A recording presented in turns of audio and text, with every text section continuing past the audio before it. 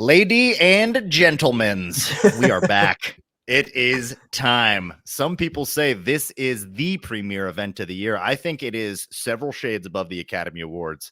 It is the Out of the Blue Spring Game Draft, 7th annual. We've been doing this for some time. Some might say professionals at it, although Andy on a giant win streak 3 years in a row, despite losing the coin flip 3 years in a row. We take this thing seriously. I think there needs to be beers, perhaps, at the end of this rainbow. Let's bet a beer on this one. I didn't put that to you off air. I'm throwing that right now. Just a crisp draft beer. What do you got? Think I'm afraid of that? You think I'm going to back down now for Atta 3 boy. years in the bank? 3 straight Big Ten titles, 3 straight wins over Ohio State, 3 straight spring draft victories. My sir, you have a bet. We'll settle this in Jamaica. Outstanding, sir. I cannot wait. This is the most anticipated podcast for us, for your hosts, year in and year out. There's some ones that we love, particularly this year, getting to break down the national championship and do our end of season awards. That's right up there.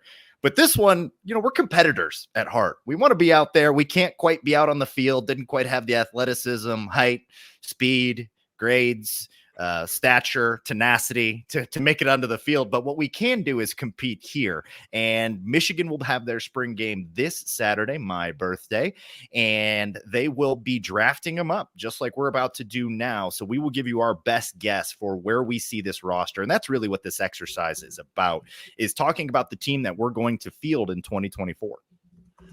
This is just so much fun, man. I love that when we were discussing this concept forever ago, early 2018, just deciding to do it because the coaching staff does this every year. And we thought it was such it's just a fun way to inject some fun into the program during a game. It's, it's a glorified scrimmage. So why not make it competitive? Why not have just take it to another level? And that's what we've done.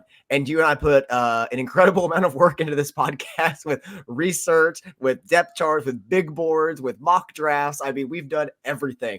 Took my fiance out for dinner last week and she thought we were just going to have a nice evening together, but I had flashcards and we just ran through a mock draft together. And surprisingly, she's still with me, although I have moved into the guest bedroom. So put a lot into this. Not welcome back at Benetti's Italian anytime soon either. Dude, no. You can't wheel in a whiteboard during the appetizers. They frown on that. It's like, look, what a dumb pick. He's not even here anymore. Get it together, Olivia. No, look, the oysters will hold. They'll hold. We'll eat them later. No, I was the same way, man. You already know I was out on the patio. I don't even smoke cigarettes, but I was so nervous about this. Went out to have a cigarette. I'm working out on the patio, pacing back and forth, and somehow got locked out on the 15th floor. Unable to call anyone, sun going down, situation getting mighty dire. But look, we persevered. I was able to get in. I'm inside now, and I'm ready. I'm locked in. I had that extra time out in the cold to really contemplate not only my mortality, but this roster and where their drop-offs and where we're going to see great competition, particularly in the spring game. So I think right now, we talked in the first half about the Ohio State spring game. I would expect this defense is way ahead of this offense coming in. So big picture in this spring game, I think that's just one thing that we can say, go ahead and expect from the average viewers, expect to see a defense that's ahead of the offense. Yeah, 100%. At this time of the year, that's what you really should be seeing from a team, especially with a team like Michigan, where there's so many question marks on the offensive side of the ball, namely at quarterback, offensive line, and some receiver depth. So you're going to see a lot of those battles, and we're going to have those discussions throughout this podcast. We're not going to spend too much time explaining why one of us drafted Will Johnson. It's kind of understood at this point that Will Johnson is good at football, but it's a way to talk about players that you and I might favor in some of these positional battles and how the spring game is going to go. Last year, Amarian Walker was the talk of the town, and we were fighting over who was going to get him. And boy, big swing and a miss on that one. Yeah, was I wrong there? Look, it's not happening again this year. Every year I get roped into a guy and it's just not my guy. Not this year. No more. I've learned from my past transgressions.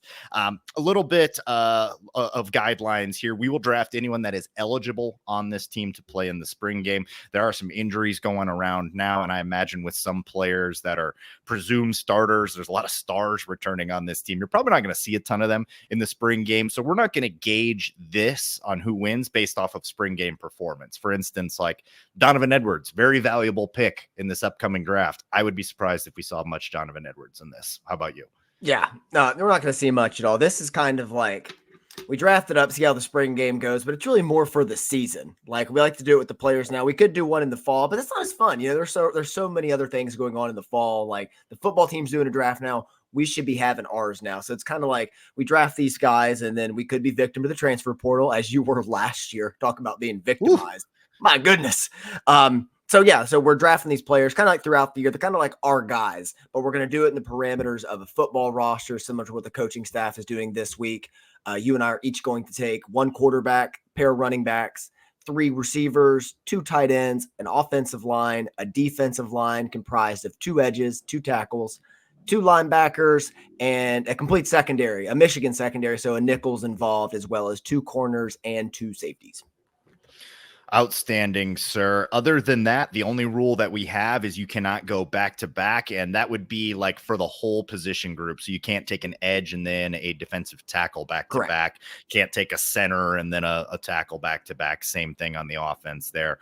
Other than that, it's no holds barred. This is a cage match, baby. There will only be one winner at the end of this. Well, we'll put it to a vote. And we will put this out there. This will come out on Thursday, and we certainly want to get the audience members' votes. But we look at these things many years past, and you get a really much better idea about it. And Andy won the last 3 years in the fan vote, and he's won the last 3 years just looking at it right now. I really hitched my wagon to AJ Henning. It took him like 3 straight years, and it just wasn't working. Stop trying to make AJ Henning a thing. It'll never be a thing.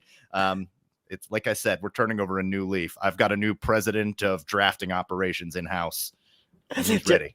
Jared's revamped everything inside the program. Got his eyes crossed, his eyes dotted, his T's crossed. Everything's in order now. For the listeners' pleasure, we have every spring draft we've ever done, like documented in an Excel sheet. So like we know where the mistakes have been. We've been doing the research, self-scouting, seeing if we can change things up. So a lot's gone into this. I hope you all like it. Outstanding, sir. It's your flip this year. I've flipped over the last couple years, and you've been royally screwed. Still didn't affect you. You still come back to win. But this is an important coin flip. Call it in the air? Ready when you are, my friend. Yeah, I'll call it in the 3, air. 2, 1. Tails. I thought you were going to pick heads. You always pick heads. Of course you won it. 4 years in a row, I've lost the coin toss. I lose. What do I lose? I lose leverage. I lose the ability to dictate this thing.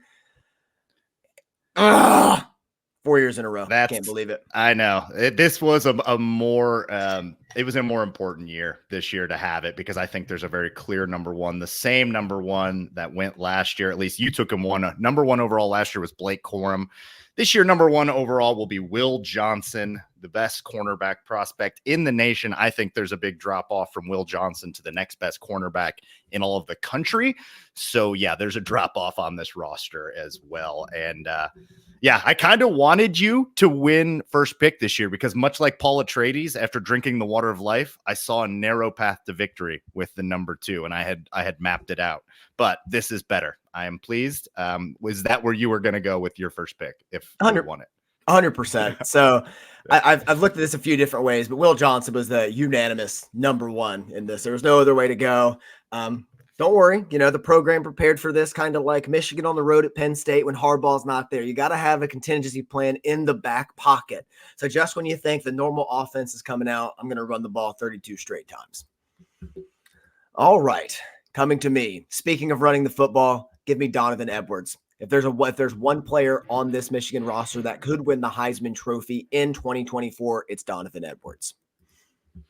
This is the pick. I wrestled with it. There's a couple different ways you could have gone here, but this, I mean, especially right now when we don't know what the hell's happening at quarterback, This is the one sure thing on the offense. Yeah. So, I mean, it's like being behind the offensive line, like you want the one skill guy on the team. You want Donovan's fresh off the 6 carry, 100-yard plus performance and 2 tutties in the national championship.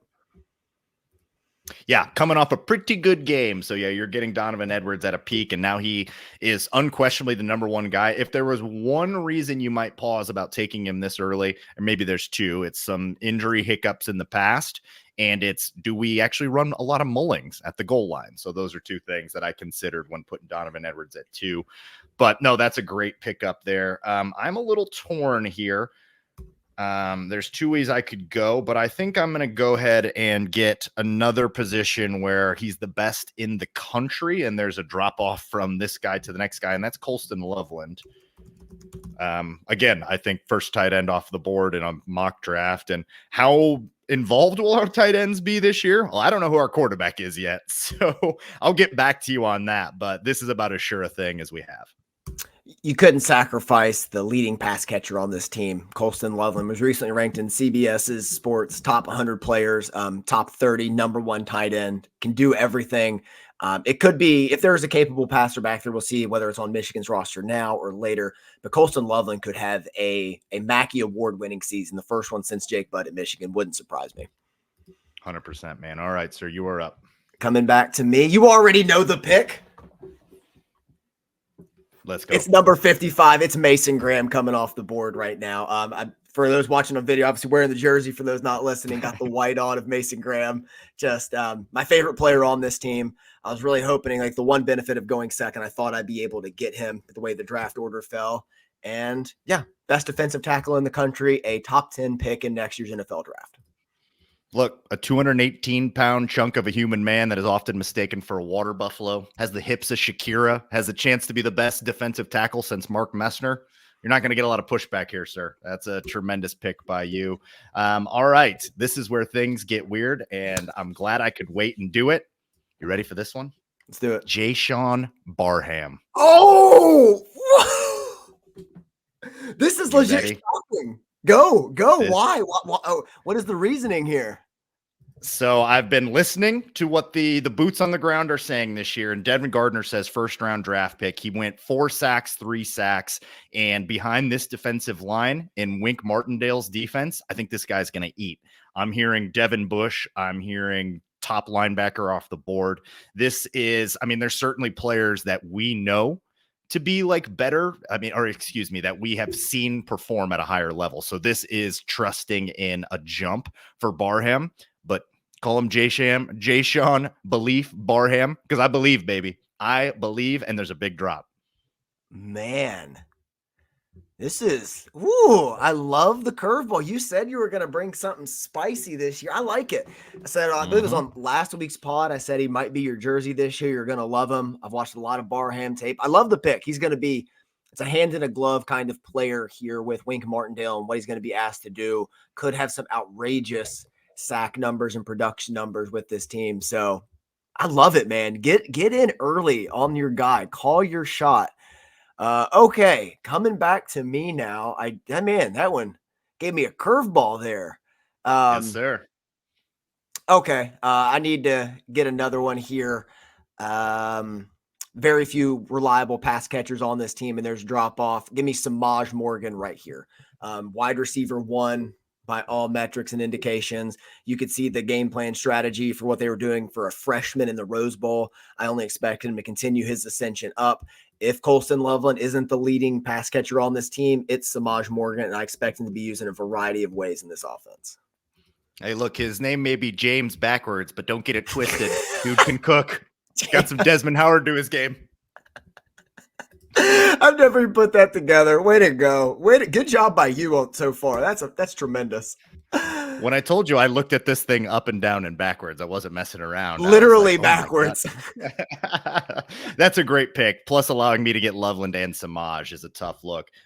Speaking of my hand being a little bit forced, that means I've got to get Kenneth Grant. Cannot let you double up there and get the best defensive tackle duo in all of college. And Kenneth Grant, I mean, a shade behind Mason Graham, but we don't know how far it is. Like, he could close that gap.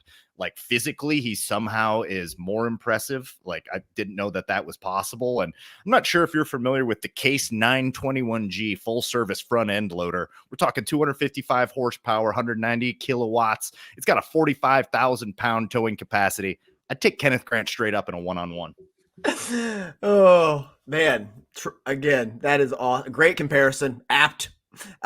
Kenneth Grant here, he has one. If he can just get out one little flaw in his game, I think he could be on par with Mason Graham in a lot of areas. And it's sometimes will go out of structure to try to make a play. So like you have to just get that out of him. That's just a young man's thing. Like he didn't have the benefit of starting his freshman year like Mason Graham did. So I expect him to be full tilt borderline All-American this year. So good job by you not letting me double up on the strength after that next pick.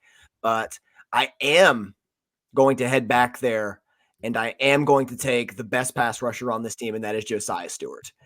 Stewart last year, we saw the power and everything he possessed in the Alabama game, what he did on the edge against J.C. Latham, who's going to be a first-round draft pick. I think this could be an All-American year from Josiah Stewart. I think you're going to see him use like Elvis Dumerville in Wink Martindale's system. It's going to be a massive season for the most talented pass rusher on this team.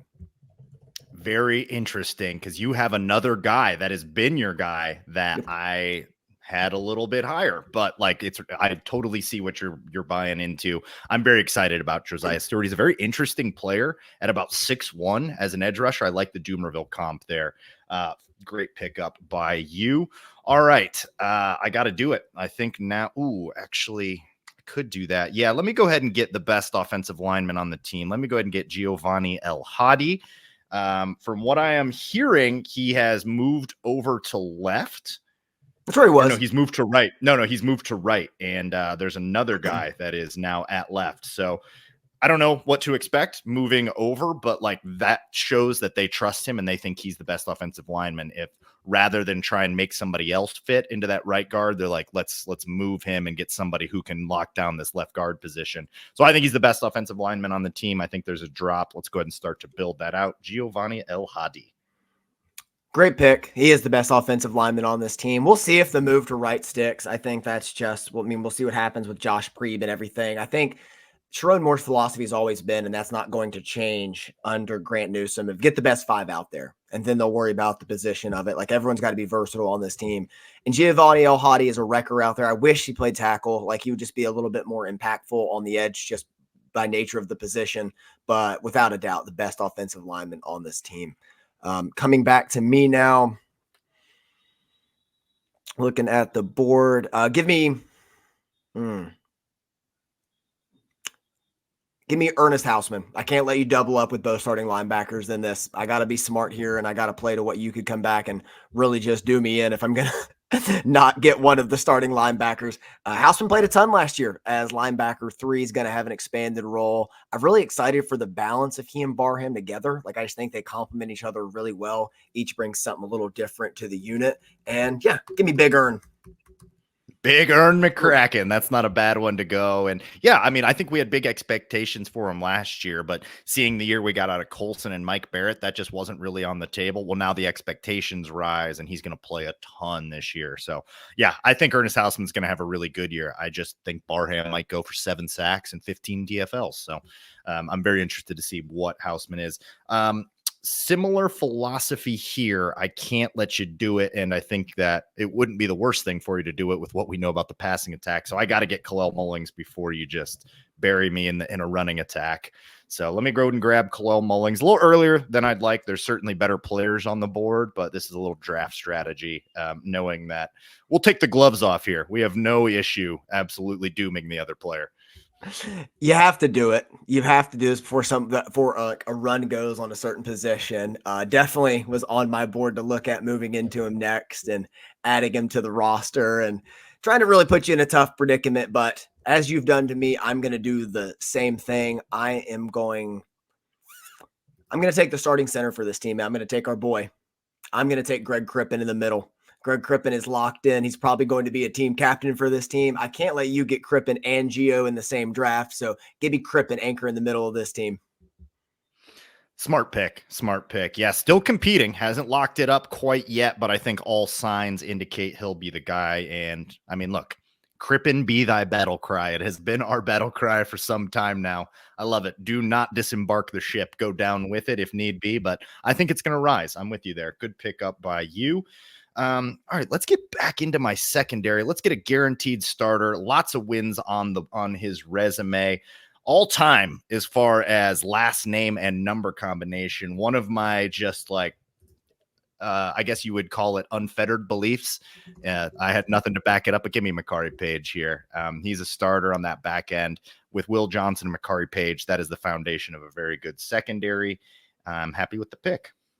That's good, man. He's been your boy. He's been doing nothing but ascending the last couple of years, really rounded out his game this year and plays a game that it doesn't always pop. You have to really dive into like some of the tape to see what he does exceptionally well. But I think it was shown in the Washington game, specifically when he dipped under a tackle on the edge near the goal line and made essentially a touchdown saving tackle and forced a 4th down attempt, which they ultimately scored upon. But tremendous individual effort by him, and can't wait to see what he does. And more playing time with no Keon Sabb and unfortunately no Rod Moore this year. Okay, coming back to me, I went line last time. I'm going to add another pass catcher here. Give me Tyler Morris to give me wide receiver 1 and wide receiver 2 on this team. The depth here is very much in question beyond these two. So if I can double up and add Morris, who's playing the Rose Bowl, it kind of gets lost in the shuffle behind all the tremendous plays, the Corum runs, the JJ throws. But the Morris touchdown in that game is electric on rewatch. Ooh, my goodness. Yeah, that thing should win best cinematography at the upcoming Academy Awards. That is a beautiful, beautiful play. And that's a good way to cover for the, not getting Loveland, get the next 2 guys in line there. I think that really patches up a hole nicely. Good draft strategy by you. Let me go ahead and build strength on strength there. Go ahead and give me starting left tackle Myles Hinton. I'm high on him. I think that he could be an excellent left tackle. 5-star recruit at one point. By all accounts, he's put in the work. He's lost weight. They're saying he's one of the most impressive guys on the line. If I'm getting potentially a 2nd-round tackle here, I mean, that is very much in the cards here for a good Myles Hinton season because of the pedigree. I don't think the ceiling's that high. I'm not there on Myles Hinton. Like, I think Myles Hinton is I think he's the top tackle on this team, but I think that says more about the depth than anything. I think this team could really benefit. And we're in trouble. Yeah. At that position, they very well could be. It's just unproven, behind him, so there could be some talent. But Myles Hinton last year at right just displayed some rough footwork, a lot of issues going back and forth and pulling. So we'll see if he improves in a year or 2. I don't know. It was hard for me because I think I rode for him so hard and then just kind of got burned by it. Definitely showed out more on the left when used in Mammoth personnel, but we'll see the adjustment. Coming back to me. Oh, man. Okay. Got me a little bit of pickle here, but I can't let you do it. Give me one of your favorite players, surprising favorite players, because of the way he plays. He's great. He's good in coverage. He lays the wood. He makes the big play. Give me Quentin Johnson in the secondary. Kind of rose up the ranks last year, played his role very well, entered the season under kind of most fans had a bad taste in their mouth, or talking about myself from the TCU game when he blew a coverage just so blatantly against Quentin Johnston. So it kind of stuck with me. But this year, man, the Emeka Ibuka hit, the forced fumble against Alabama, one of my favorite players from last year. I know one of yours as well. Yeah. I was hoping to get him as well, but that'd be a little too greedy. That's a really smart pick by you. Well done there. I'm high on him, man. Yeah, and just with more opportunity. Again, the forced fumble on Milroe deserves the Nobel Peace Prize. That's our guy. He's got to start now. Yes, he certainly does. So lots expected from him. All right, back to me. Better go ahead and give me Derek Moore. Need I need a pass rusher, somebody to go alongside of Kenneth Grant on that defensive front. I think Derek Moore's going to have a better season than Josiah Stewart. I am standing on it. I'm buying into the athletic pedigree. So I think getting him here, I think I'm getting a steal. I think anything less than 7.5 sacks is a letdown for Derek Moore with how physically gifted he is, the time in the program, with the amount of space that's going to be opened up with all the other blitzing. I mean, now you had Barham in as a blitzer and Grant and Moore. I think he's going to be able to eat. I love it. What am I going to do? Badmouth Derek Moore, my son, my child, D-Mo? Come on now. Tremendous pick. One of my favorites for a while. I do favor Stewart overall, but that's not a slight to Derek Moore. It's not saying Derek Moore is bad. Derek Moore is an elite pass rusher. We saw it last year in the spring game. I believe it was Old poor Jeff Percy, or either he or Tristan Bounds that just got run over by a bulldozer when it was Derek Moore rushing the passer last year in the game and caused Jake Butt and Devin Gardner to audibly react to it. So outstanding pick, man. I think he's going to have a big season this year. Was equally important on that fourth down stop against Bama in the Rose Bowl. All right, coming back to me. Give me the other starting guard, the transfer, Josh Preeb, the one who forced Giovanni El-Hadi to move positions, as it were. The one who chased him away. He's afraid of the grind. I'm just kidding. No, Josh Preeb. I'm just kidding. Josh Preeb is going to be a starting guard on this team, though. A long starting pedigree at Northwestern, a tremendous player, was coached by a former Wolverine in Evanston, comes over here already taken to it just like a fish in the water. So I expect him to have a big season holding down the other guard opposite Gio. Smart pick. Yeah, I'd be very interested to hear how that went down, how Gio got moved over to right and Preeby in at left. But by all accounts, he's really taken to it. So it sounds like he is going to be one of your starters there. I'm going to do it to you. I'm taking the other tackle. Give me Andrew Gentry. I think I got him here. I want this offensive line built out. You've owned the trenches. And I think it's Hinton. I think it's Gentry. And if we want to have any chance of success this year, these guys need to be good, like at least B+ from both of our tackle positions, or B's. I don't know. We need at least middle of the road play. And so I'm going to bet on that. I'm going to bet on the pedigree. I'm going to bet on our offensive line development. Then now I got Gentry and Hinton. That forces you to go a little bit deeper on the board there. So why Gentry over Connor Jones? Sounds like he's ahead in practice. That's what I'm hearing. I heard opposite. I heard opposite. I heard that it's Gentry. Oh, this is going to be fascinating then to come down to the wire, because I heard Jansen was saying it's Jones and Hinton repping with the ones. Interesting. I was hearing that Gentry is very likely to be the starting right and Hinton at left, but maybe they were they running both Gentry and Hinton at left, because they're both huge. They're both over 6'6". Gentry's big. I hadn't heard much about Gentry outside, but I mean, can only know so much at this point anyway. So I like you staking your flag to him. All right, then. All right. You doubled up on Gentry. If you win big on that. That is for sure. Coming back to me, take a look at the big board here. Got him off there. What are the other? What was my last picking? Was it Preeb? That's what it was. So I can't get back to the offensive line. All right. Give me my boy, my king, the only other jersey I'd consider buying on this team. Second best tight end on the team, although he's not really a tight end, and that is Max Bredesen. One of the most essential players on this team. I couldn't just let you double up with both with Max and Colston on this roster. But man, I love everything about Max Bredesen's game. I can't say enough good things, and people on this podcast and who read my stuff are probably sick of hearing me discuss him. I love it. Yeah. He's great, man. I don't know how many receptions he's going to have. There's some guys we're going to talk about later in that tight end discussion that could be vying for some receptions, but this guy's going to play a ton. He's going to be an extremely valuable cog to this team. I like it. All right, let's get back on the defensive side. I'm torn on which way to go here, but I think I do need to get back on the defensive side. It's just a question of which guy do I take, and I'm going to bet man. You know what? I went with a bit of a swing with Gentry, so let's go a little bit safer here and go Rayshawn Benny. Rayshawn Benny, I think, is going to played a ton last year, and obviously we like to play a lot of linemen, and we can run that bear package so we can get him out there in interesting sets. There's another guy that I like that's coming, but I think Benny's ceiling is as high as anyone, and I love that Benny recruited as an offensive lineman, but then Jim Harbaugh said, "Hey, Benny, looks like you're on the wrong side of the ball." Moved him over to defense, and boy, does it work. Oh, man. Tremendous pull by you. I think Rayshawn Benny unfairly is kind of going slept on in the fall because of the season was prematurely ended by injury last year. But you think about one of the most important plays of the entire season, the forced fumble at Penn State. Who was it?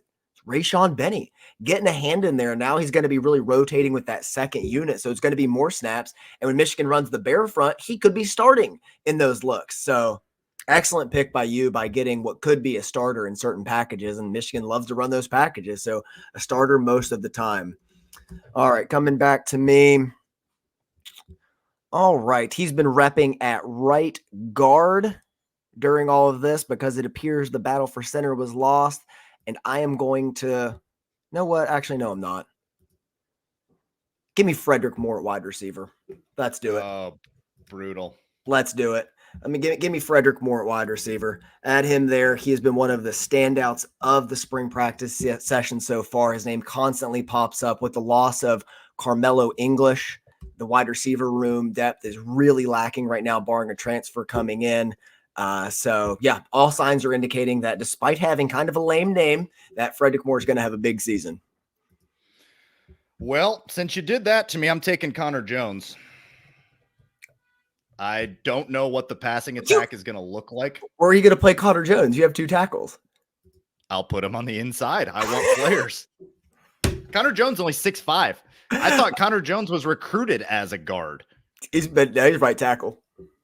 Well, whatever. I'm putting him on the inside and I'm screwing you. What are you doing with all those guys? We don't have a quarterback. You got 3 wide receivers, but no one's taken a quarterback yet. That's good. You're just trying to, you're trying to screw me. So what am I doing over here? Responding in kind. Responding in kind. There we go. I got him now. Got him right where I want him now. Okay. All right. I like you adding the another tackle there, kick him inside, see what the versatility can do, at least under Sharon Moore, best 5 will play. All right, going back to the secondary then, give me Jaden McBurrows on playing nickel corner. He played nickel last year in the Ohio State game, played excellent. He's one of the few guys in here we've seen in crunch time minutes. So I really buy into what he's shown on tape and what he could bring as a senior leader in this secondary. I like that pick. Yeah, I'm very interested. I think that this is a real competition and my eyes are going to be really focused on the secondary. I think there's a couple names back there that could vault some guys that are really fighting for snaps. And McBurrow's the leader right now, but we'll see. We'll see on that one. So that's a good pick, though. That's a steady hand, kind of similar to Rayshon Benny. You feel good about getting a guy like that right here in the draft. You feel like he can definitely come in if need be. Okay, where am I going to go here? In the back. Oh, I could do that, but you can't go back to the back end. Smart. So what I could do is go Eno Etta. And I'm going to have to play him outside as an edge rusher, but I believe he will play in a lot of bear format. Like the body type is very doable. 300 pounds. He's 300 pounds, but who else do I have up there? I've got Derek Moore as well. So like these guys are all kind of, I don't know. I mean, you play Kenneth Grant in the middle, and I got a 3-man front. Hey, you don't like it because I'm getting starters. No, hey, it's your team, man. It's my team, and I think it's going to age well. It takes a guy away from you. It makes you have to take a guess on an edge rusher that, frankly, I'm not going to just take guesses on guys anymore. I'm getting players. I'm changing up my entire draft philosophy. I'm getting guys that are going to see the field. Well, I mean, I could draft, Donovan Edwards at kicker because he's going to see the field, but it doesn't make it right. I don't think he's going to play edge. That's a slightly different comp. I don't think all right, I was not going to play edge, but okay. All right. There was a guy right there sitting for you to get, like one of our boys who was like, he was just on the 247 breakout player to watch. I've got eyes on him as well, but I need you filled up your whole defensive line though. Yeah, no, that's fine, but I need him somewhere else. He can play what Braden TJ McGregor played last year. No. So I don't know where you're going to laugh. You can laugh all you want. I studied these drafts and how the way that you've won these is by getting starters. I'm getting starters. No one's going to look at these and be like, well, Eno Etta technically can't play the 3 technique. That's not who the people are. We're talking to the people here. Now, you might not like it. So you're pandering to the voters. I don't care. I'm trying to win. All right. Coming back to me. All right. Let me see what you got going on. We completely had the last one. All right, I need to at least get another guy here with experience on the offensive line. Give me Raheem Anderson at my right guard position. Been repping there all spring. I mean, you and I were joking at the spring game a couple years ago. He looks, a little thin in certain areas. Like you wouldn't think he's your traditional offensive lineman. But Raheem Anderson, loved on the team. They call him Big Heem. He's been a reliable backup now the last couple years as an interior offensive lineman. So give me Raheem Anderson here. I hear he's still competing for the center spot. So this could end up being great. Like you could have a center in Crippen and then the backup center and a guy that eventually kicks out to guard. So I like Raheem Anderson. I'm in on that pick. All right, sir. That's a good place to take a break. Let's run through what we got so far, and then we'll take a quick break, come back, and we'll finish this out with the late rounds. We started off here, first overall pick, Will Johnson. You went Donovan Edwards. Then I went Colston Loveland, and you went Mason Graham. That is pretty much about how I saw it going. I literally had the first five written, first like four written down like that. I'm like, this is how it's going to go. Like if I lose the pick or if I get the pick, this is still how it's going to go. Absolutely. Then I threw a curveball and went Jayshon Barham. You went a little curve there too and went Samaj Morgan to get in on the pass catchers. I responded with Kenneth Grant to your Mason Graham. You went Josiah Stewart, which I thought was a little early, but I like it. Planting your flag in Josiah Stewart, who like known commodity. And now the question is like, what's the ceiling there? So I like that. I went to the offensive line there and got Giovanni El Hadi. You went Ernest Hausman to prevent me running away with the starters. I did Kalel Mullings kind of in response to your Donovan Edwards. And then you went to the offensive line and went Greg Crippen. Up to this point, I think things had gone relatively close to how we envisioned them, except for maybe the Barham being a little early, Stewart slightly early, but nitpicks, I think, at that point. The Barham curveball was a great job by you. I love the spice in there. I knew I could count on you for something. Absolutely. And then, all right, after that, we've got Kalel Mullings by me, or excuse me, I already said that. I went Makari Page and Hinton. You went Tyler Morris and Quentin Johnson. I'm not going to really push back on any of these. You're not as high on Hinton as I am. I think Hinton could have a good season.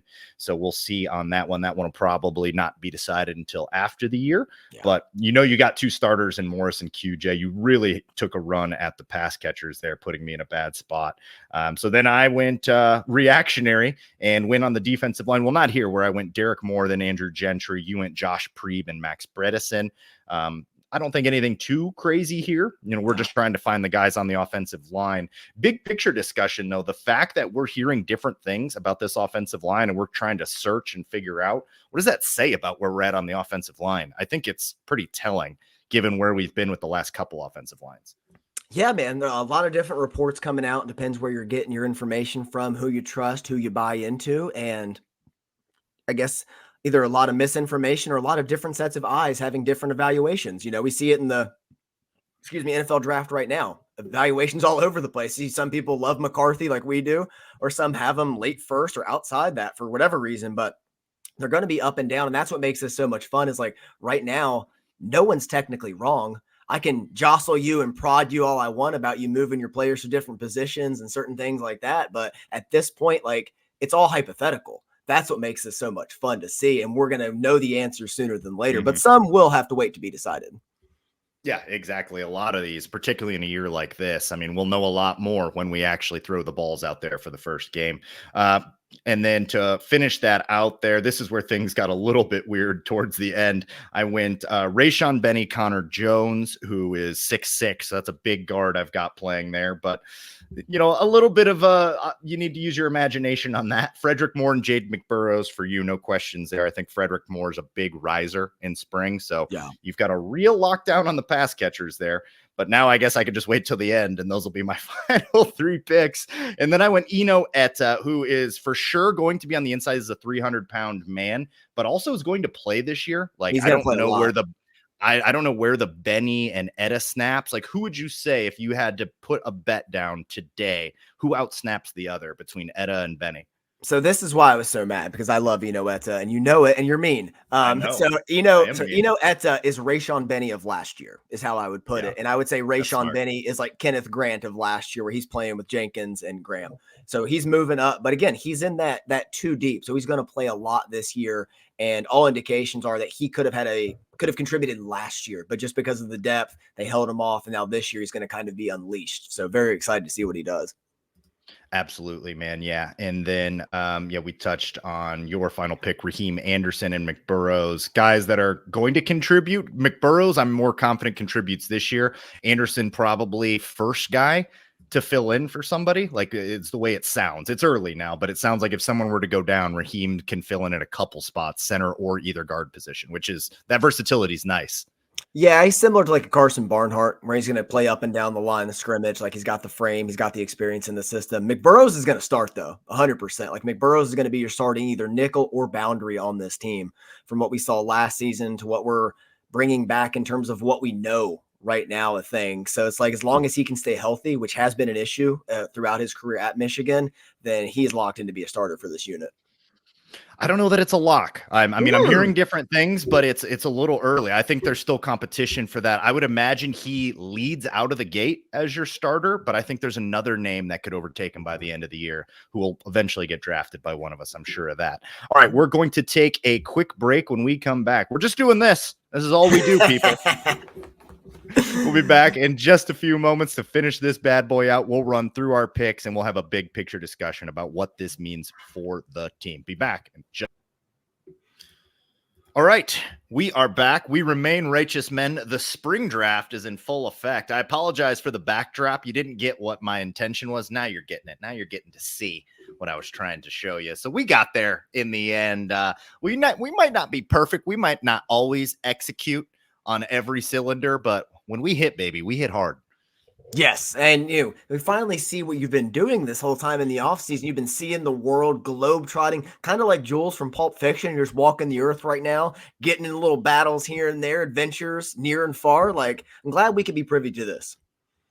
Look, and I am happy to be down in the Southern Hemisphere and still able to do this with you, my friend. Now, can't get lost down here, can't navigate by the stars. I don't quite know the Southern Hemisphere star layout, but other than that, it's been tremendous. And spring game draft off to a riveting start. We said off air there to each other, this has been the petty draft. We're trying to really screw the other guy over. You can tell we take this thing seriously because once you took the run on pass catchers, I was like, fine, how you running the ball? Once I take the offensive line, I don't care if Connor Jones is 6'6" playing guard. Don't care. It's so funny. Like we just get so heated for a few seconds. Like, who's gonna throw him the ball then? Huh? You gonna play him at kicker? You gonna do that? Just there's nothing quite like it. It's the best. No, it's great. And real quick here, we ran before the break where we're at in the draft. Notable things that have not happened, and that is, I think, right off the top, nobody's taken a quarterback yet. That is certainly very telling. What does that say about our confidence in the passing attack? Or just the offensive attack, at least as it stands right now on April 16th. Man, we had another draft like this. I think it was the 2020 draft with McCaffrey and Joe Milton, I believe. Or it's just like complete coin flip. And that's what it feels like right now, because I think you and I, the longer it goes on and the more we hear, it's like, this seems like a transfer destination at this point. So it's like, why waste a premium pick when that person's not even going to be playing this year? Exactly. And that's where we're at here, is like there could be somebody coming in that we don't have on the roster that ends up being our starting quarterback. And we did a little exercise off air where I was like, if we could bring in Cade McNamara right now, where does he factor into this quarterback debate? And we both agree he would start. So that's where we're at with the quarterback spot at Michigan. Cade McNamara would come in and be the unquestioned starter. So not ideal. So a little work needs to be done there. So I think that really plays into why haven't taken one yet. Haven't taken one. And also the secondary has not had the run as well. And I think it says a lot about the positional battles we're going to see on Saturday. 100%. But that's a great lead in, because it is my pick coming back, and I'm going to take in the secondary. Give me DJ Waller. From what I hear, he is right there in line as the other boundary corner. Now, there's some other names that I really like, some younger guys that will eventually be in the mix, but I liked what I saw from DJ Waller in limited minutes. Similar to Jade McBurrows, they worked him in last year, and we saw enough to be like, okay, that guy can go out and play. So I'm going to grab DJ Waller here. I love this pick. Waller really surprised a lot of people last season, including myself, the way he kind of usurped Jair Hill on the outside. And we'll see if that sticks. It could just be a freshman year thing that happens very commonly. But to see a guy of his size, I think Waller he's 6'3", isn't he? He's a big corner. He's large. Yeah, he's big out there. So, yeah, we were very surprised to see him out there last year. But then once I saw the size, I was like, get that man his reps. Exactly. 6'3", 205. Took his lumps as a freshman, as every freshman does, and it's only going to make him better this season. So I love that pick. I think he's got a tremendous upside. All right, coming back to me here. Oh, I could go there. Give me Oh, man. All right. Give me Ben Hall at running back. Like the position gets a little thin after this, especially with Jordan Marshall not being on campus yet. As you devastatingly informed me last week that my son was not enrolled yet. That one really hurt and screwed up a lot of things I had going for this. But Ben Hall, the hero of the spring game last year, didn't get a lot of run in the regular season because of just the depth at the position. I think right now, entering the spring game before Marshall is on campus, he is firmly running back 3 on the depth chart, unquestionably, especially after the transfer of CJ Stokes. We'll see if he holds on to it with Marshall there, but I think Ben Hall's a competitor. I mean, he was a low-rated recruit and earned everything he'd had to this point, so not going to go down without a fight, especially with the depth in the room. That's smart. Yeah, to get him. And now you've got Edwards and Hall. So you're covered, even if there is like we use Donovan Edwards too much and we need to sit him for the middle of the season kind of situation. So that's smart to have somebody back there as well. I like that pick. All right. Things are definitely interesting now. I think we've dropped a tier or two here. And now a lot of these picks are like projections and hoping for guys to hit here. Okay. Let me go back to the linebacker well, and I will grab Jadon Hood over our guy, which I know. Let's talk about it. Let's talk about that battle. I'm hearing Hood is ahead of him. We have a guy that's been one of our guys here, but I hear Hood's ahead of him now. I was going to take TJ Guy here and put him at linebacker. I did that last year, and I can only go so ridiculous and so funky with my schematics. Respect. I love the Jadon Hood gamble here. So like it's a little surprising to me, like just because of what we've seen with Roller last couple years. I guess you see him more in real games. But Hood last year in the spring game was one of my standouts. Like I thought he played tremendously well. I thought we'd see him more during the regular season. We really didn't, besides some garbage time stuff. But it wouldn't surprise me if he's usurped Roller here. Like we've been kind of waiting for the big moment. Last year, he had to battle injuries for the majority of the year, so it's kind of a tough assessment. But this is very much a coin flip, pick your flavor, and I kind of like you just staking your flag on the guy you're hearing a lot about. All right, then let's hope so. But I mean, Rolder also, like, this is going to hurt if it does end up being Rolder. I just haven't heard anything that he's making that push. I hear Hood is ahead of him right now. Like, we kind of expect Rolder to eventually be that guy, but I'm gonna go with what I'm hearing for right now. This could come back and bite me. No, I still like the swing, man. It's very calculated. Okay, before you completely run away in the secondary, I need to add another big ascender here. I'm going to add him at safety, and I'm going to take Zeke Berry. He's been one of the names that continuously pops up no matter where you're reading. Like you see Zeke Berry's names everywhere. One of our guys, you and I used to always joke that you can never separate Zeke Berry and Keon Sabb. But now that Keon Sabb has left, it's all up to Zeke Berry, and I firmly expect him to take some sort of role in the secondary, especially considering the way they like to use their depth and rotate guys in back there. This is one of the first times you've come in and swiped a guy. I am all aboard. The hype train was obviously built by the Japanese because it's moving at tremendous speeds that, frankly, the United States rail system can't match. The hype train, and I'm up in the beverage car. I'm in the beverage car pounding Cuba Libres. I'm there. So this was my next pick if you didn't grab him here. I think he's going to end up out snapping. I hear that he is in line to potentially take the nickel from McBurrows. McBurrows would still have a role to play, but I hear that fight is not that far off. McBurrows and Berry for that nickel spot. There's also a world where they do what you suggested last year, and you were ridiculed and mocked, tarred and feathered for suggesting moving a nickel to boundary. But last year, when Will Johnson was hurt, what happened? They moved the nickel to boundary and had McBurrows step in. So I don't think it's unreasonable to think Zeke Berry steps in at nickel, McBurrows kicks to outside, because similar to the offensive line, in this Michigan defense, a lot of times it's getting your 5 best out there. So I wouldn't put that outside the realm of possibilities either. Exactly. So that's a really good pick. That's the first time you've kind of stuck me there and twisted the knife a little bit. All right. So there's not really anything you can do now to kind of twist the knife, but what I can do is go ahead and get back to the offensive line. And it's between two guys. I'm going to go with the guy that I feel most confident about. Maybe not this year, but eventually. And, I know that's not quite the exercise, but I want this guy on my team for when it does hit. I also think, like, with an ascension this year, only a redshirt sophomore, but that's Amir Herring. who I think eventually will be a guy here. So that's going to fill out my other guard spot. Going a little younger, there's another name that maybe will get drafted here. I think you're pretty good on your offensive line that we can discuss. Amir Herring's playing center for you, isn't he? He's going to have to play center for me in this lineup. Yep, absolutely. But eventually I think pencils in as a guard and potentially a very good guard, but probably next year is when the Amir Herring experience starts. This was a better roll of the dice than, say, Dom Gadis. Let's put it that way. Like, Dom Gadis has come a long way from switching sides of the ball, but you and I watched the spring game last year, and for 300 pounds soaking wet, we were like, hold on now. And you're not normally one to text me about interior offensive line play at first, but you were like, who is this guy? And then you're like, this is my guy. And like, you were there early. So I love you staying true to yourself on this one. I think he has tremendous upside as well. Reminds me kind of what we saw with Gio at a young age. Like, you could see the flashes and the moments. So I like, although it may not pay dividends now, honestly, a spring game, though, is a great time for Amir Herring to pay some dividends in a certain way. So I love this pick. Thank you, sir. Okay. Coming back to me. I trust a few people in this world. I trust my fiance. I trust you.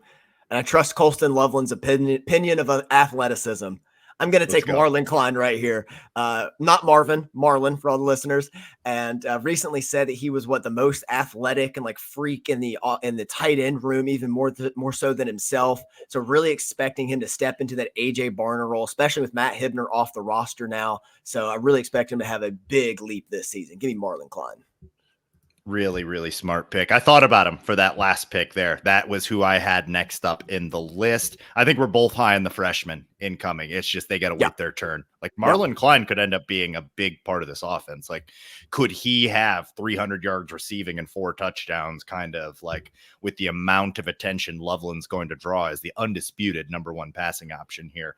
I like this pick a lot. This is one of my favorite ones of your picks. Not quite a guy we planted flags in, but we've been side-eyeing him across the bar, batting eyelashes at him. Like, hang on now, who's this Marlon Klein? And then Loveland comes out and says, biggest, fastest, strongest. I see one clip of him making a go up and get it catch in spring tape, and I'm like, oh, I'm in. He's also 6'6", 250 at tight end. That is massive.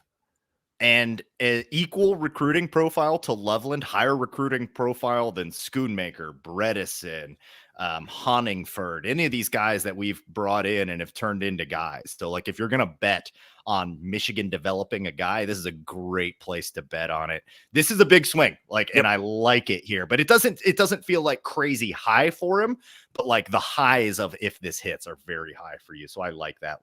Could Loveland go in next year's draft? Klein comes back as one of the guys we're talking about. Like, that is not completely impossible for me to foresee. I like that. All right. Got to do it. This gets a little weird for me now because I took Waller, who was another boundary corner, and I think the next guy up in that secondary is also at boundary corner. So I'll have to get weird with it, but I think Waller could play a safety for me. So I'll take Jair Hill on the outside. I think eventually this guy's going to work his way. Could play him at nickel. Also an option for me there. Keep Waller at the boundary, move Jair Hill to nickel. Regardless, Hill's going to be a guy for us. It might be as soon as this year. And if so, I'm getting great value here, kind of betting on the upside a little bit. This is a guy that I know I've planted my flag in. Where are you at with Jair Hill right now? I've come back around a little bit this offseason. So I try not to write off freshmen too much. Like, I think it's just the exercise in futility. Like, it was a rough freshman year, but I think he's learned from it. And I love that he stuck it out in the program despite being a highly touted recruit and not seeing the dividends paid in the first year. Like, a lot of people like that instant gratification. So I think this is a good upside pick because the talent is there. And now that he's showing the toughness to withstand a little early adversity and come back through this, I'm really excited about a lot of these sophomores in the group here. So I love what I'm hearing about him. He seems his name always pops up in discussions, and that's not nothing. Right. Absolutely, sir. All right. You are up, my friend. Okay. Coming back to me.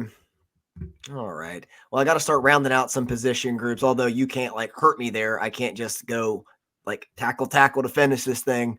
So, okay. I'm going to take a tackle. I'm going to take, I think only the second tackle on this team that actually has starts at tackle. That is Jeff Percy. Give me Jeff Percy at left tackle. He started in 2022 at Rutgers and performed admirably. Ryan Hayes was out that game. He stepped up, showed what he could do. Don't anticipate him to play very much this season. Maybe he transitions to right to find a battle there, or Miles Hinton. Again, the injury bug could hit. Jeff Percy's a very good and reliable tackle, so I'll get him here. Smart pickup. Yeah, you got to have somebody that you at least know can field the position, or else you're taking a freshman that weighs 285 pounds. So I saw Blake Frazier's size. Could be great, but he ain't ready. Nope. Good pickup by you, sir. All right, let me see what I've got here. I think, I could do that. That's a fun time for that. Let me just kind of take a quick pick up and down here. I mean, pass catchers, I eventually need to get one. You gotta start mixing them in, It really hurts not knowing who the quarterback is here. And like hearing different things about who the quarterback is, like leading our current battle. So let me go ahead and dip back into the well. And you know what? Yeah, I'm going to do it. Jaden Davis, quarterback. Oh, I like this. It's got to happen at some point. I think Orji and Tuttle have way more upside for this year, dramatically more upside than this year. But I don't know if any of those guys on the roster are a full year starting quarterback. Jaden Davis will eventually be a starting quarterback for an entire season, whether it's at Michigan or somewhere else. That guy has the chops. I don't know if anyone else does on this roster. It's kind of and we can have this conversation now as we're trying to talk about what this means for this team right now. Like, I think he has the highest upside of anybody on the team. Oh, for sure. But like, yeah. For this exercise, though, it's more this year. But again, you could see him in this spring game. And if he balls out in this spring game compared to what else is on this roster, that could happen to you. So two things that you're drafting him for could be true here. Like, you could have the good spring game. Exactly. And you don't know what's going to happen in the fall either and what's going on. This is exciting. All right, quick question. Give me two things that are very pro Jaden Davis being a starter this year, and give me two reasons why you're scared about Jaden Davis being a starter this year. The first thing is with a bullet, and that's, I don't think whoever our starting quarterback is, we're coming in and expecting them to throw the ball, spray it all over the field, and have a pass-heavy attack. So could he come in and be very reserved, like a very understated approach to the quarterback position and how we're going to attack, keep things very, very close to the line of scrimmage early on? Hey, we have Donovan Edwards, Khalil Mullings, Ben Hall, and Jordan Marshall in a good offensive line. Just don't lose the game for us, Jaden Davis. Can you do that? And if that's what you're asking of him, like, is he really that far behind Alex Orji, Jaden Denegal, Davis Warren, Jack Tuttle? I think we would firmly put ahead of Jaden Davis to go out and do just that. Execute the quarterback position at a B level, an okay level. Do not lose us this game. I don't know how far behind Jaden Davis is from that already. What he could do and what we saw and discussed a few weeks ago was be a very cerebral player, avoided interceptions his senior year. I think he had like 47, like 40 touchdowns exactly. The touchdown to interception ratio was there. Obviously a massive jump up in competition, but if we're planning to just lean on this run game anyway, could he work his way into the backup quarterback by the end of the year? I don't know that that's out of the line of possibility. I love it. Plant your flag on your guy. I think one thing also would make us feel better. Could you just be 6'3"? If you were just 6'3" and you asked for a negative Jaden Davis thing, like, there we go. If you were 6'3", I think you're just throwing him in anyway. Yeah. You're just like, well, you're better than Orji, Denegal, and Tuttle. Like, and you're 6'3". Like, we'll run some wishbone, we'll run some weird, like, quarterback read, some QB option stuff. Like, we'll mix that in there, but he's not. So that's my big anti Jaden Davis. Like, he's too small to go out there and throw into the teeth of an Oregon defense right now. Yeah. Nice. No, I love that, man. I love you swinging on Jaden Davis and doing it here early with evidence. Okay. Coming back to me, I need to get one of the talented young sophomores I just mentioned here. He's been kind of a vocal leader for this group as well. Been repping at boundary corner and at safety. Give me Brandon Hillman. Brandon with a Y. Here. Got to mix in somebody here on the outside, someone that's in contention for one of these jobs. I just love the energy in the room right now for the corners. Like, it's I don't know. It's unlike so we talked about the quarterback room earlier, and it's like a lot of uncertainty, and you're not super excited about any of them. But with the corners, it's uncertainty, but you're excited about everybody. Like you could easily Right. see one guy coming in. It seems to have a great culture back there, and credit to Mikey Sainristil, Will Johnson, Rod Moore, and all those guys for really establishing it the last few years. And I think Hillman's another name to watch in this group. Yeah, it's totally different because you just got Braden Hillman in round 18. I think like Northwestern would love to have Braden Hillman. Brandon. There's a lot of teams, or excuse me, Don't forget Brandon the end, Hillman. sir. It's Brandon over here. Just a weird place for the Y there. It's throwing me off. But Brandon Hillman. Yeah, I mean, I think a lot of teams would be happy to have Brandon Hillman. So that's a really good pick. And like, I got Will Johnson, but like nobody ran away with the secondary. I mean, we'll see who trots out there. Yeah. If I end up if Jair Hill ends up starting as a boundary corner, this is going to look a lot better for me. But I like a lot of the depth in this secondary. So maybe we're not as panicked about that other boundary corner position with the way we're kind of talking about this secondary, and maybe offensive line is actually a tick below that, but we'll see. We'll have those bigger picture conversations at the end. It is up to me. Only a couple more positions to fill, and you can't go that way. So I guess I better get I've got Gio, Miles Hinton, Andrew Gentry, Connor Jones. I've got my offensive line. Don't need to go back to that. I have 0 pass catchers outside of Colston Loveland. Let's go ahead and start to pepper them in there. Go ahead and give me Hogan Hansen, baby. Plant the flag. Yeah. I didn't know how big the drop was from Marlon Klein to Hogan Hansen, but I think you're right. Klein's got to be in line for those touches this year. But Hansen, like, I could see him burning the red shirt. I could see him being too good and not having like a bevy of other pass catching options to where it's like, nah, sorry, man. Like we're using our tight ends so much. We actually need you late in the season kind of thing. It sounds like he's going to be a guy. Yeah, you know how I feel about Hogan Hansen. I think his ceiling is the roof on this kid. He is tremendous, just an absolute ball player. The next one in line, man, like we'll see if like where he falls in the depth this year, but like we saw with Colston Loveland, like kids that talented, it's impossible to keep him off the field. So like, I could see him making a similar rise throughout the year to find some receptions his way. Okay, coming back to me. Few more positions to add in here and there. Okay, give me the other edge. Give me TJ Guy. Got to put him here. He was 247 Sports breakout candidate from the entire team. It's a lot of positive things coming out for TJ Guy this season to really enter the 2 deep rotation, obviously behind Stewart and Moore, but feels good. The population of you and I over here on Guy Island to potentially have him finally break through this year, tremendous value that I can get him here. You and I are out there drinking from palm fronds, digging ditches and latrines, living on Guy Island for years, uninhabited. But now all of a sudden we got cruise ships off in the distance. We got tourists. They're coming up. They're building a little tienda down the street where you can go get water and other goods. This is great for Guy Island. We love it. Bring it in. We're going to build a school next year. So like, this is wonderful for us. I thought about taking him over Jadon Hood, but I know I was getting a little weird with the positions there, so I let him fall to you. You're welcome. That is me making up for some of my Tom Pettiness earlier. I like TJ Guy. I think this is a really good pick.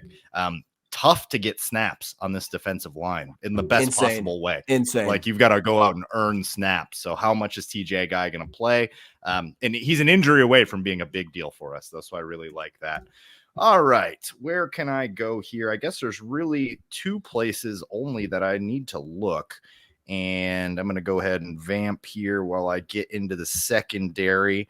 You probably need to start rotating in some receivers. You can't take anymore. So. But I mean, you can't go 3 in a row, though, right? Yeah, I mean, we might have to amend that rule since you already closed the position group in the top half. But yeah, I'll take Peyton O'Leary. Let's go ahead and get him now. Got to have to get him at some point. And at this point, I don't know that. Yeah. Like you got TJ Guy, although we're both on Guy Island. You are O'Leary's #1 fan on the planet Earth. Like you've got the O'Leary tat on the right ass cheek. I forget where it's left, at, but left. That O'Leary. Yeah, left. My bad. My apologies. We haven't seen each other in a while. Yeah, man. I mean, one of the stars of last year's spring game single-handedly made Amarian Walker move south. I mean, put him in the torture chamber. Put him in the torture chamber. I believe he had over 100 yards receiving. Was just a big body possession guy.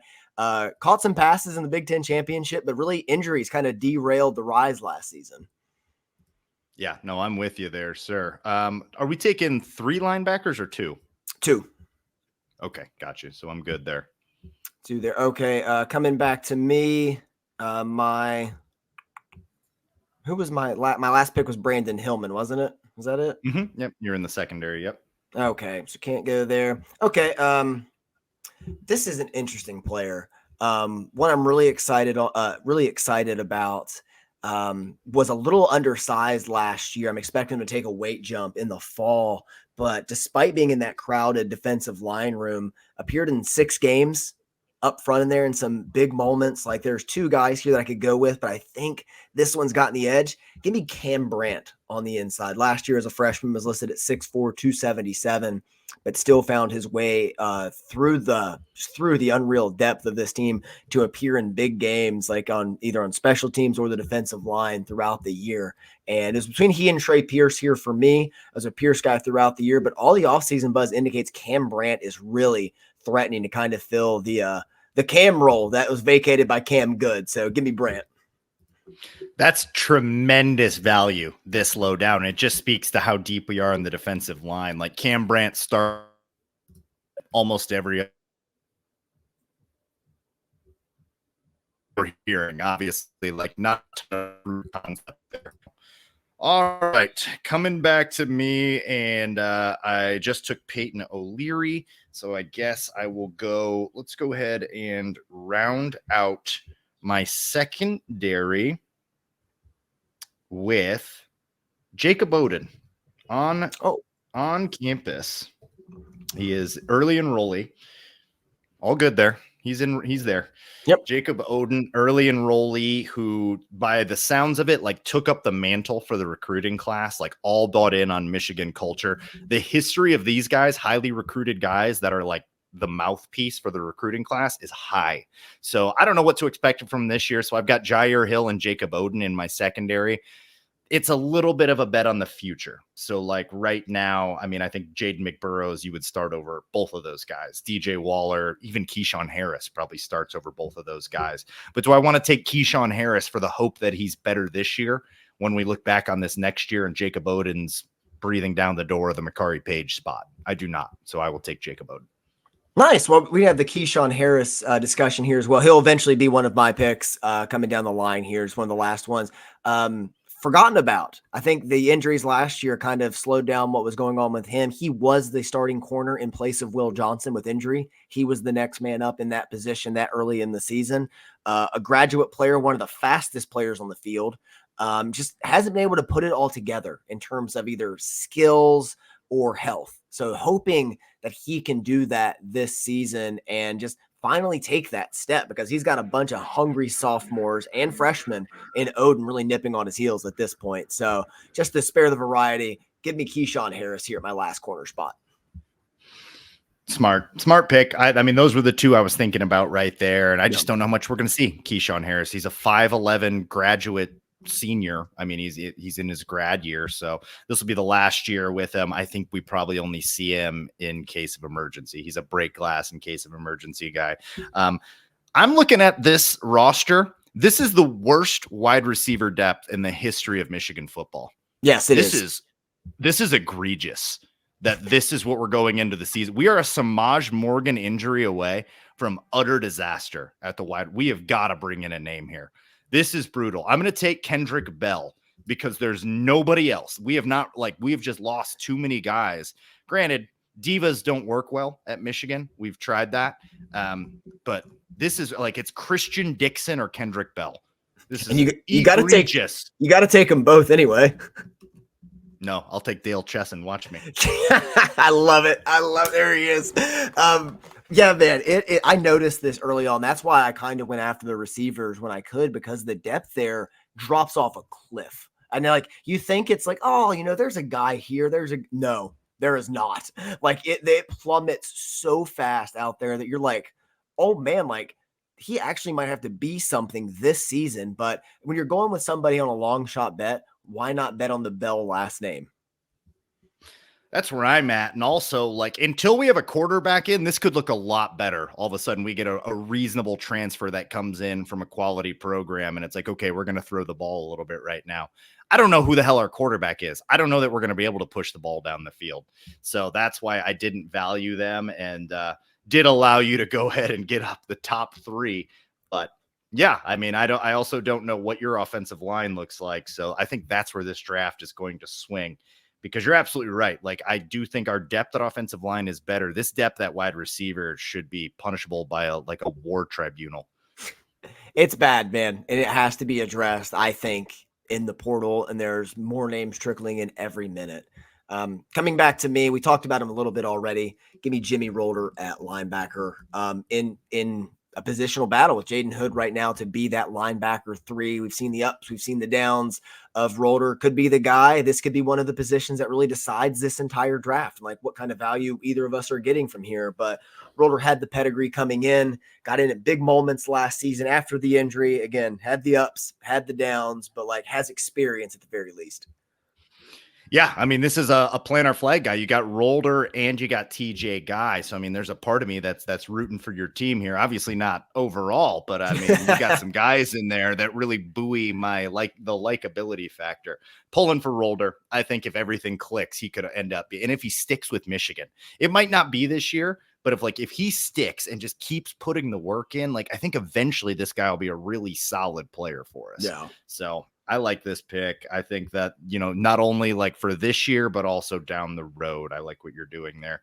All right. I've got to do it. The most likely to transfer before this podcast comes out. Give me Cole Cabana. It's going to be great when he's a star and we just get it shoved in our faces. Fine. Shove it in my face. I pray for it. Just let it waft into my face.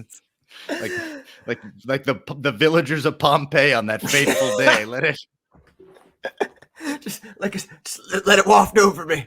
Waft over me. I'm fine with it. I need it here because like you took a run, you got Hall, and I mean I don't know what kind of offensive line they're all going to work from behind, but you've got a lot of the offensive weapons, and Cabana has all the talent. That's the thing with Cabana, where it would be a shame if he didn't at least pop a little bit for Michigan, tease us a little bit. Why do you think it hasn't clicked for him? I know he was injured last year, put on the weight we like to see, but like we have to see a flash sooner than later with Cabana. Like it's getting to like the clock is very much ticking. And like you said, most likely to enter the portal. It is the clock. We are at the sooner rather than later. It is now. Now is sooner. It has to be this year because if not, like he just has to be okay with waiting for next year where Jordan Marshall, potentially Kalel Mullings, Ben Hall, Micah Kapuanaka is also going to join I butchered that last name. Yeah. Do not praise me on that. That is not right. But there's names. I mean, in Jordan Marshall, we just did a whole 30 minutes on him last week. We're like, well, once he's in there, you're fighting for second. So it's now or never for Cabana. So I'm dubious of this. So, but I hope to be proven wrong. It'd be great. Great highlight tape. Oh, incredible highlight tape. And, it's not just the obvious comparison, but like it's impossible to ignore the Sam McGuffey corollary. Like it's kind of there. Okay. Coming back to me, you really drained me on the tackles here. One inside. I feel good about, I love the left side of my offensive line. I like the interior. But this is going to be a weakness. I could go with an undersized freshman, but give me one of the highly touted freshmen from last year that put on some size. And you and I were both high on coming into Michigan, and we'll see if it hits. It's way too early to write them off one way or another, but give me Evan Link at right tackle. Nice. Yeah. I mean, if you're going to take a guy at this point, we've proven through years of doing this, take the upside pick. I think that's the right move there. Like, because if it's one guy, like I took Nakai Hill-Green last year being like, well, that guy could come in and play. It doesn't matter if he transfers. You lose that 100%. So getting a guy that's in line, but he's a junior, like that's a high transfer risk. Whereas Evan Link, way more likely to stick around. I think that is a seasoned draft pick from a man that's done this before. Yeah, it's like you could roll the dice on a true freshman or like the old guy. It's like, let's just get right in the middle. Some guy's been in the system. He's sticking with it. Let's go with that. We've been doing this for far too long. 1 year, I think I drafted Tristan Bounds. Didn't work. I've got some names on my list that I'm pretty sure aren't real people. I've looked in all the phone books. I don't think they exist. And all of those people, Denard Robinson could have called for a ride home. Any one of them would have showed up. You think Elise Mbase had things going on a Friday night? He'd have been there. I think Jeff Jackson would have been there to help him. He's there for you, brother. We're all there. Yeah, I will fly back from Chile. I will be there. All right. I just want to once again mention what we are fielding at the wide receiver position. Is this the first time we've ever not had like a young freshman or sophomore that hasn't done anything yet that we're excited about? All of our young guys that we're like kind of hoping for are our top 3 receivers. I've never seen anything like this. The young guys that like you would hope are the next generation are the current generation. Samaj Morgan's the number 1 option on a team right now. That shouldn't be the case. As much as Samaj Morgan, you can love him up and down. He needs to be the number 1 option. He needs to be Roman Wilson now. Yeah. And then Tyler Morris needs to be Ronnie Bell now. Frederick Moore needs to be like Cornelius Johnson right now. This is dark. This is grim. That's why we do this exercise. Like, you don't think the Carmelo English dismissal from the team is that big a deal until you look at the depth of the position. There's nobody there. So with your final pick, baby, where are you going? I guess it's Christian Dixon or Dale Chesson. Those are the only names. Who are your There's favorite? Does Caleb Schlecht get you excited? Grew up in Ann Arbor. There we go. Hometown kid rooting for you. Can I draft Alex Orji and play him at wide receiver? No. Is that too? No. That's too wide. Okay. Not the worst idea. That's where we're at. I would go Dixon here if I were in the position. I think you got to go Dixon. Like, I've looked it up and down 5 times, like waiting for a guy that we forgot about. But this is like a giant gaping hole in this roster. Christian Dixon with my final pick. Not one, obviously, I'm very excited about, and all due respect to Christian Dixon, a guy that I think we drafted like without being in jest in years past, but now it is in jest. I think he's a senior now. This is the last chance. He is. Yeah. I'm looking back through previous drafts, see if he was ever selected, which would be hilarious if he was. Like, we were just so young, bright-eyed and bushy-tailed. Like, let's get it on the ground floor on Christian Dixon. Let's get him in here, see what no, he's not doing it. No, we never did. We avoided it then. Did. Wish we could avoid him now, but 6 receivers in, man, and you're at Kendrick Bell and Christian Dixon. Terrible. I mean, it's much like 2021 where I just didn't take receivers. I was like, don't like it. Don't like this receiving core. And I mean, granted, the receivers taken that year, you got Roman Wilson, but like 2021 Roman Wilson, what did he do? I got Mikey Sainris still, and then nobody else. I'm looking at the freshman class. I guess we have Channing Goodwin coming in to be a guy immediately. That's really it. Yeah, insane. So this seems like a prime spot for a transfer portal pickup, way more so now than the secondary from doing this exercise. Yeah, you've got one more pick, so you got to take a quarterback. Oh man, God, this is tough because it's like, do I pander to the fan base for the vote? And this is such, the line here too. Like, there's very clearly a pandering pick where I could go to. I could just put it over the top for me. I thought the pander might have happened earlier, truth be told. I was waiting for you to pander. I know. I try my best not to, like, stick to myself. Being on the right side of history has worked out well so far for 32 years. All right. It's not sexy. It's not fun. It's not exciting. But give me Jack Tuttle at quarterback. Most likely bet at starting quarterback. Yeah. So I want to go. I could go Alex Orji and get the votes and get the excitement up. But I'm just too open about how I think he struggles to be a consistent passer with his mechanics and a lot of things going on. Like, the best athlete on the team, bar none. Like, that's indisputable. But Tuttle, like, I know it's getting lost a little bit because he's battling through some injuries right now, but threw a touchdown last year, a very solid, more than capable runner, kind of surprising. Good size at 6'4", good experience, and you really only need him to just keep a defense honest and not turn the ball over. Like the Michigan defense can do the rest. Donovan Edwards and this team can take care of a lot. So as long as he can just do that, be the game manager of all time, then this Michigan team is going to be a threat to win 10 plus games. Well said. Well said, sir. Yeah, if we don't get anybody in, it's going to be the Tuttle show, and go out there and play B- football, and we'll win a lot of games with this defense. This is an elite defense. I think this defense is better than 2017. I think that our draft kind of illustrated that. But let's run through this. We'll run through each team. Do you want to just do each guy runs through their own team? How do you want to do this? Let's just go positions, and we can just kind of go back and forth. I like it. Yeah. Let's start on the offense, sir. So at quarterback, you're running out Jack Tuttle. I'm running out Jaden Davis. At running back, you've got Edwards and Hall versus Mullings and Cabana. At receiver, the biggest gap we have, unless my offensive line gambit hits, is here at receiver. And that's Samaj Morgan, Tyler Morris, and Frederick Moore. Wide receivers 1, 2, and 3 versus Peyton O'Leary, Kendrick Bell, and Christian Dixon. Doesn't look good on paper already. Christian Dixon, just the name sounds better than ending with Dale Chesson. No offense to Dale Chesson, but if you're like Kendrick Bell and Dale Chesson, it's my team. Guy named Dale to end with, it would have just been too demoralizing for the people. At receiver of all positions too.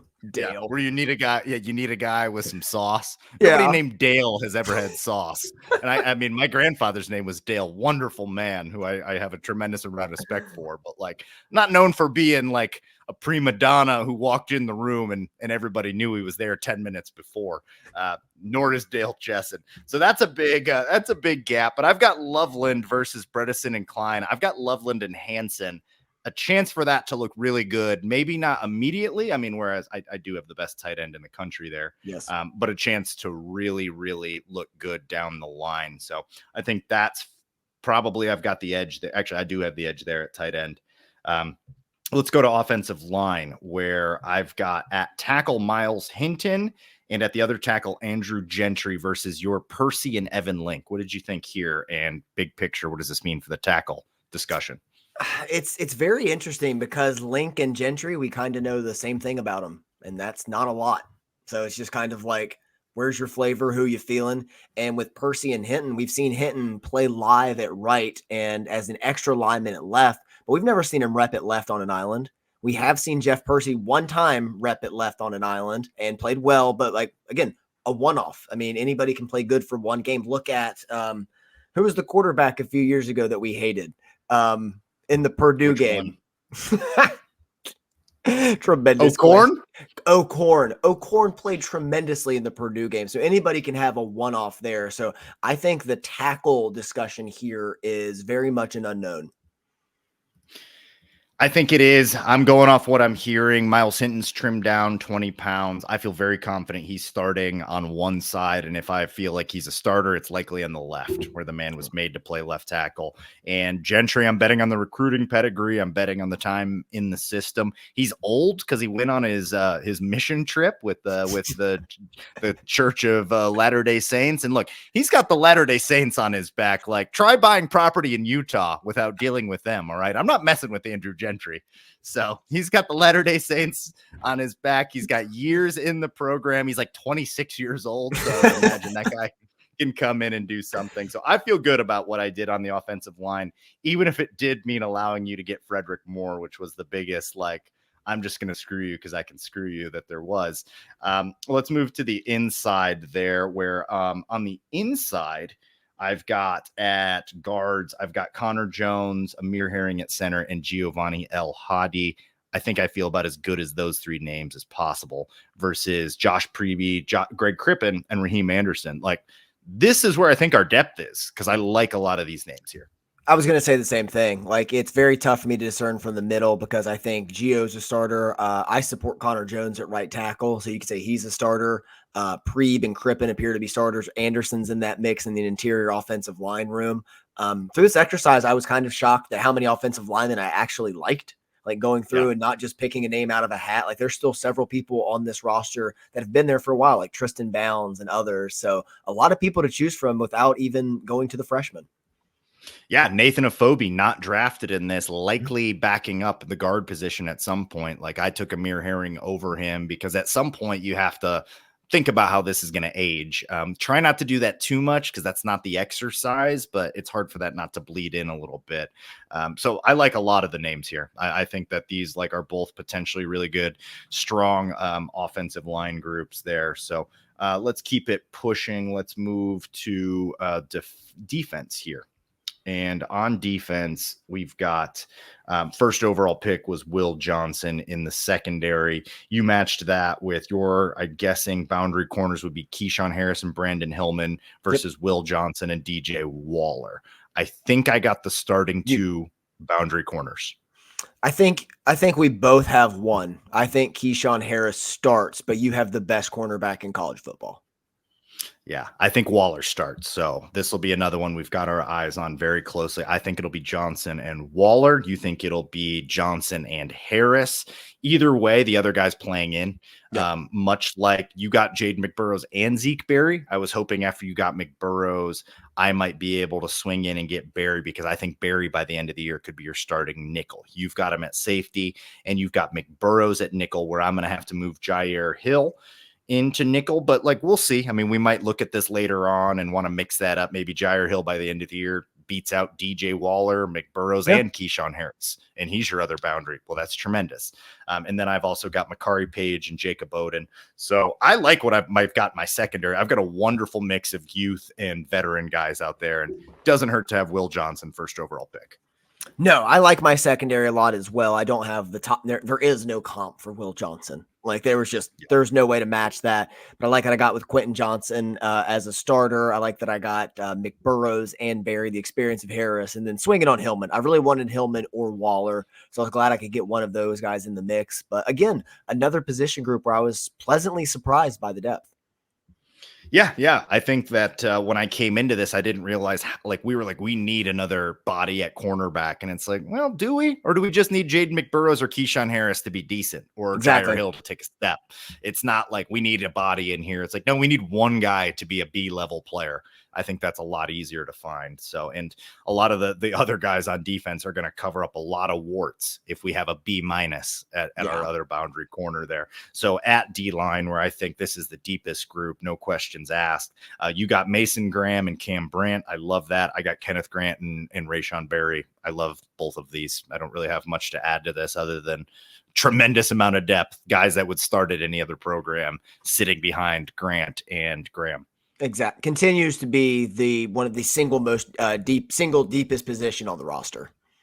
Yep, I'm with you. And at edge, it doesn't fall off a cliff, but you're kind of picking names out of a hat a little bit. After Josiah Stewart and Derek Moore, we each got one of them. I think you can just go ahead and put that in pen as your starting edges. And then I went, Etta. Got to get a little bit weird there to pencil in Etta, but at the same time, like with Benny and Brandt, like Etta's a little too big to be an edge rusher, but does this mean like some maybe weird movement of some other guys? Is TJ Guy strictly an edge rusher now? And like, what does that mean for some other guys? So it's an interesting discussion, again, with a lot of names that I like, but I don't think it's nearly as deep as the defensive tackle. No, just losing what they lost last year, it's hard to replace. Another name here to watch is Keyshawn Bennett, who was one of my standouts of last year's spring. I thought he played tremendously well, but I think the depth kind of forced him into just a predicament and of kind of a log jam. So this year, that's another name to keep an eye on. So I got TJ Guy, had to represent Guy Island for both of us, but I wouldn't be surprised if Keyshawn Bennett finds his way into a rotation. Yeah, absolutely. And then to round it out at safety, I got Makari Page and Jacob Oden. I really like, the young and the new there. And then you got Quentin Johnson and Zeke Berry kind of doing the same thing. I think these are both really good secondaries. I look at both of these and I'm like, yeah, those are really good. Those are all really good players. I look at the linebacker group. I think my Jayshawn Barham. We haven't covered that one yet. Oh, yeah. So, you're right. We'll talk about that in a second. Let's stay on the secondary there.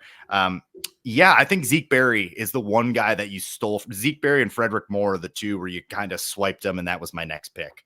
I think two of the day. I think the secondary is a complete wash because I think Will Johnson is high end is balanced out with Odin's just kind of unknown, and the rest of it is guys in the system or a little bit here and there.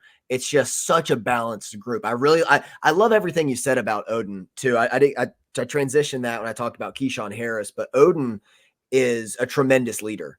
And if we've seen from Mikey Sainristil to JJ McCarthy, those guys, like you said, the mouthpiece of the recruiting class, they always become dudes. And I think like you could see a little bit of it this season. We saw Rod Moore find a way into a crowded secondary as a freshman. And if there's somebody to do it on this year's team, it's Odin. I don't think it's a wash. I think I get you in the secondary because I think DJ Waller is going to be the other boundary corner. If I'm wrong about that, I still think I get you because Will Johnson's come around once every 20 years. Like a Darrell Rivas that takes away half of the field. You can't make up for that with two other names. Like, there's no...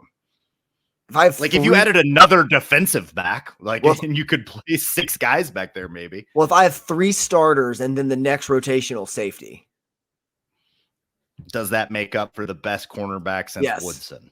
Yeah, I don't know. It's a question, but we'll see. I think I hit with Waller, so we are going to be glued in on who comes out to start, and then we'll also be like, who's starting game 6. And who's starting down the stretch too, because that plays into this too. You guys might vote and be like, oh, so-and-so killed him on this. But then by the end of the year, dude, Dale Chesson's wide receiver number 2. And we're like, oh, we really whiffed on Dale. Well, like you said, I've only won like 3 in a row. Cause I think the 2020 draft, I was voted to beat you almost 80-20, but it ages horribly. Like you smoked me on one of them. I think it was 20. It might've been before that, but the vote in the moment and then the long-term perception of it can change just night and day. Well, exactly. Like having a young Trevor Keegan meant nothing in 2020, but I had Keegan in 2020 and 2021. That ages nicely when you have one of the all-time winningest players at the guard position. So things like that. So we took both into account with this, which I think we did a good job of this year. And then linebacker position, I think is the last thing we've got to touch on, where I took my biggest swing. That was my curveball. That was my Paul Atreides drinking the water of life and seeing the narrow path to victory. I was going to take him second. If I had second, so they would have been my first pick to kind of throw you off your game. I was thinking about it, but you were right to take Donovan Edwards because right now I think that is our offense. I don't know outside of Donovan Edwards and Colston Loveland what we feel great about on offense. So, but yeah, at the linebacker position, I've got Barham and Hood. You've got Houseman and Rolder. If Barham is what I think he is, and he's a 7-sack, 15 TFL guy, this will look great. If he's just average, you might run away with it. We'll see. Again, I love how many undecideds there are. And this is another one where you stuck your flag on DJ Waller and you did it on Jaden Hood and I did it on Jimmy Rolder. So it's gonna find out. You're gonna get the first glimpse this weekend, get some bragging rights, see where guys are. But this is such a great exercise to see where players stack up side by side in the pecking order, our own personal preference, whether we're gonna give up on them or not. Some people still haven't sold their Luigi Villain stock. So this is just I love this for so many reasons. And it's just to see the teams complete. And it's okay, you can easily see the holes and you can see the strengths. And my God, let's get back to the main point. Keep the main thing the main thing. We need a wide receiver. Woo! We need 2. We need 2. I'm going to go and up it. We could take 2 here because we are a Samaj Morgan ankle tweak away from real trouble, guys. This is, I cannot believe how shallow it gets. There's always Clemens. I've already forgotten his name from last year. Darius Clemens.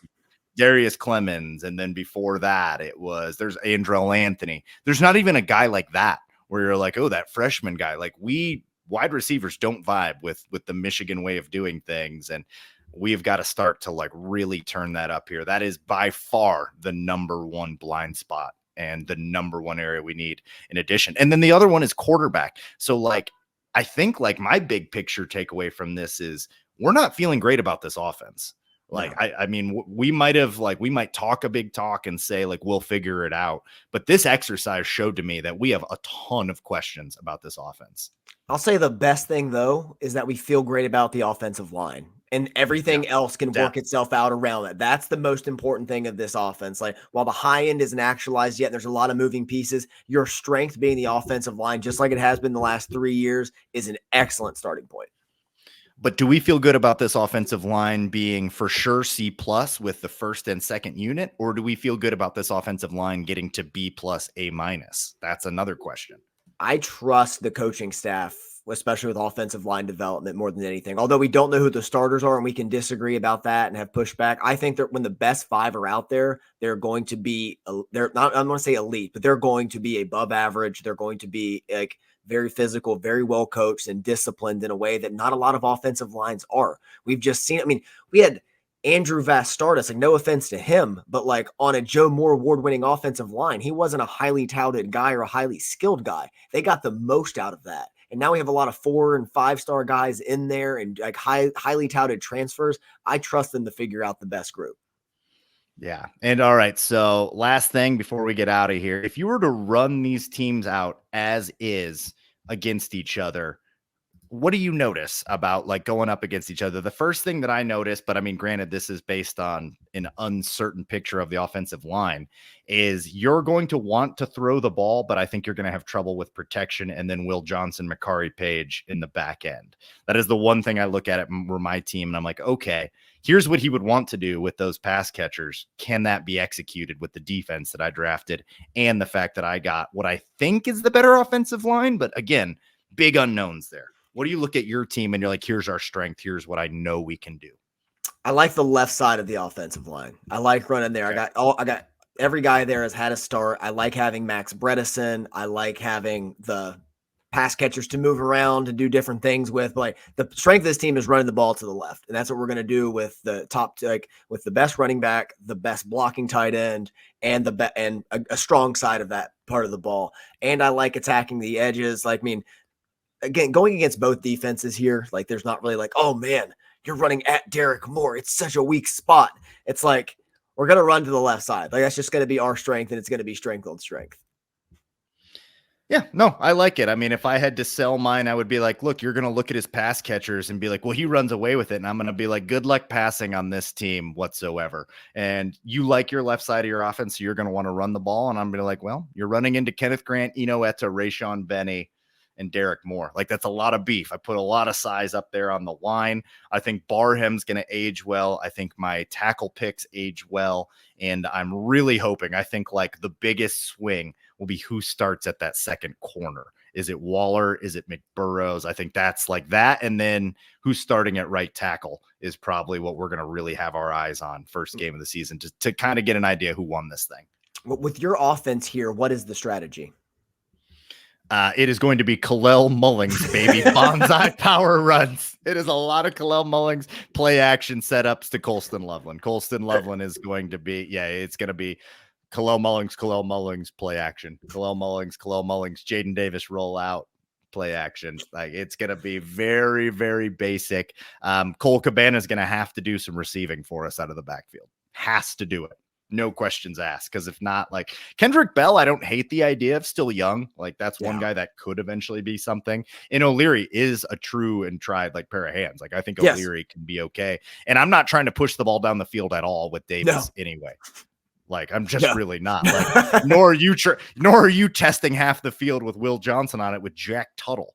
No, so, I'm good. Like, yeah, this is the final of this game is going to be like 6-9. Yes, 100%. This is one of the first drafts we've done where, because there's so many question marks and unknowns, it's impossible to declare a winner. Like, a lot of times, like last year, like we saw starters and stuff, like it was close, but then like half your team transferred because they were upperclassmen that were on that last whim. So now it's like, this could be an even fight down the middle, could going back and forth, or it could be a bloodbath. Either way wouldn't surprise me one way or the other. Yeah. And what that says big picture about this team is, well, it looks like a team that's going to lose 15 people in the draft. That's what it looks like when you do this. Surprised at how deep we are on defense. Surprised at how much we love the offensive lineman depth. Surprised at how atrocious the receiver depth is. Other places where I was like, ooh, I could probably wait was at tight end.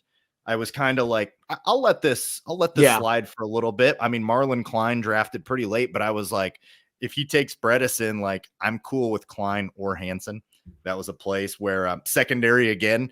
Like I was like, all right, if he takes so-and-so, I'm cool with Barry or Waller or McBurrows. There was like names where I was like, okay, I'm cool with that. So I had to get Bredesen. Like I had to get Bredesen in that one though, because if you got Loveland and Bredesen, like I mean, it would have been just a wash with what you're doing at tackle.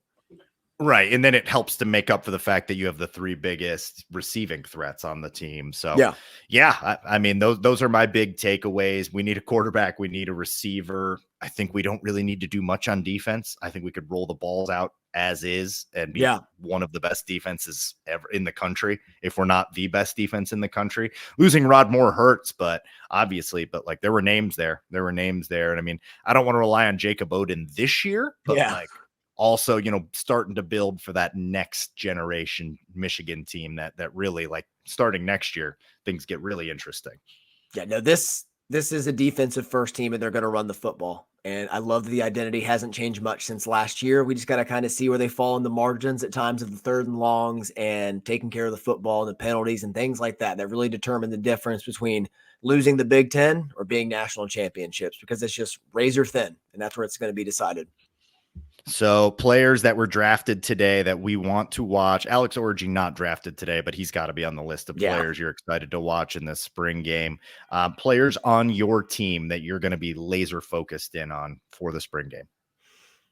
I have a piece coming out later this week, and I laid out 3 things to really watch on defense, and that was every corner not named Will Johnson. So that includes the nickel, that includes the boundary. So just keep an eye on there. Jayshon Barham, very excited about him. Like I want to see what he's going to be able to do in this game. And I want to see the defensive line depth. That's what I want. I know the main 4 are the best in the country, from Stewart, Graham, Grant, Moore, best in the country. Now let's see what's behind them. The Ettas, the Bennies, the TJ guys, Keyshawn Bennett, all those guys, Cam Brandt, how they step up and perform. So I'll really be watching the depth in that position. What about you on defense? Yeah, on defense, I want to see if Zeke Berry is that guy. Like if he is a dude like being talked up a lot, but can he actually come in and provide meaningful minutes? Can he push a Jaden McBurrows? Who steps in for Rod Moore? Is that just Quentin Johnson, or do we get a little bit weird with it, move some guys around a little bit? So eyes will be definitely focused there. Both tackle positions, especially now with the way that I drafted, that just got moved up the list for me. I'll be keeping close eyes on that. And additionally, man, there's actually a lot, because like you and I are sickos. So we're like, who's tight end number 3? Like we're interested in things like that. RB number 3 would be a lot more interesting with Jordan Marshall on campus, so I won't go there. Man, so much is going to come down to the offensive line. So I'll go again with Josh Priebe.